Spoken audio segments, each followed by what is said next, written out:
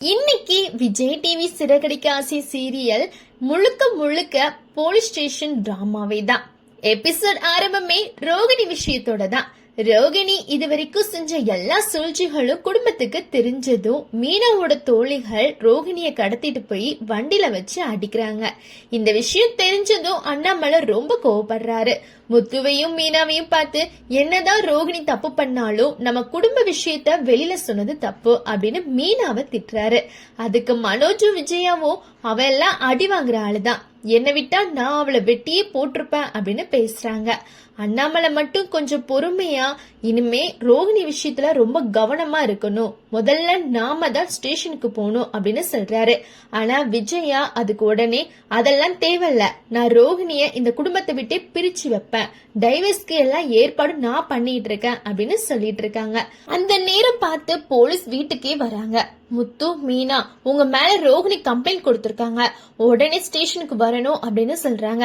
அதை கேட்டதும் அண்ணாமலை, நான் சொன்னது போலவே நடந்துருச்சு, அந்த பொண்ணு லேசுப்பட்ட ஆளு கிடையாது அப்படின்னு சொல்றாரு. விஜயாவோ, இவளுக்கு இவ்வளவு தைரியமா, ஸ்டேஷன் வரைக்கும் போயிட்டாலே இவளை சும்மா விடக்கூடாது அப்படின்னு கொதிக்கிறாங்க. கடைசியில முத்துவும் மீனாவும் போலீஸ் ஸ்டேஷனுக்கு போறாங்க. அங்க ரோகிணி ஏற்கனவே டிராமா போட்டுட்டு உட்கார்ந்துருக்காங்க. போலீஸ் கிட்ட இவங்க 2 பேரும் என்ன அடிச்சு கொலை பண்ண பார்த்தாங்க, என் உயிருக்கு ஆபத்து இருக்கு, என் புருஷன் கிட்ட இருந்து என்ன பிரிச்சு வச்சது இவங்க தான் அப்படின்னு அழுது புலம்புறா.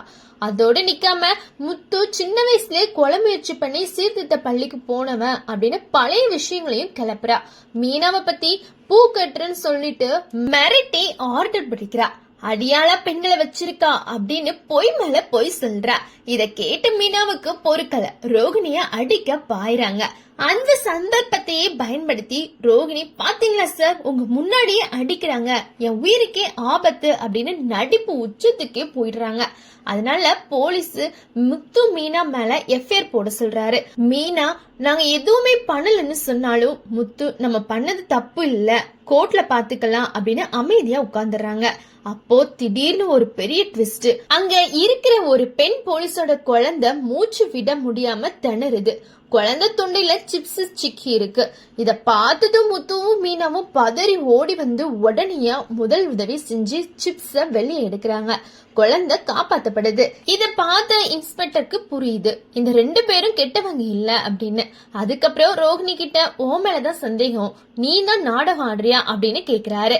அப்போ முத்து ரோகிணி செஞ்ச எல்லா ஏமாத்து வேலைகளையும் ஒண்ணு விடாம சொல்றாரு. அந்த நேரம் அருணும் வர்றான். ரோகிணியோட மொத்த ஃப்ராட் வேலையும் போட்டு கொடுக்கறான். இதுக்கப்புறம் இன்ஸ்பெக்டர் ரோகிணிய செம்மையா திட்டி உன் மேல கேஸ் ஃபைல் பண்ணுங்க அப்படின்னு சொல்றாங்க. ஆனா முத்து மட்டும், சார் டைவர்ஸ் கேஸ் நடக்குது, அது முடிஞ்சா போதும், வேற கேஸ் வேண்டாம் அப்படின்னு சொல்றாங்க. கடைசியில முத்துவும் மீனாவும் வீட்டுக்கு திரும்பிடுறாங்க. ஆனா அங்க இன்னொரு பிரச்சனை ரெடியா காத்துட்டு இருக்கு. சிந்தாமணியோட பேச்ச கேட்டு கடன் கொத்த பைனான்சியர் வீட்டுக்கு வந்து வீட்டு பத்திரம் கொடுங்க, கடனை எல்லாம் நானே அடைக்கிறேன் அப்படின்னு கேக்குறான். சிந்தாமணியோட சூழ்ச்சி தெரியாம விஜயா சரின்னு சொல்றாங்க. அப்போ முத்துவும் மீனாவும் இந்த ஆளை நம்பாதீங்க அப்படின்னு அண்ணாமலை கிட்ட சொல்றாங்க. அண்ணாமலை உடனே அந்த பைனான்சியரை அனுப்பிடுறாங்க. அதுக்கு விஜயா செம்ம கோவப்படுறாங்க.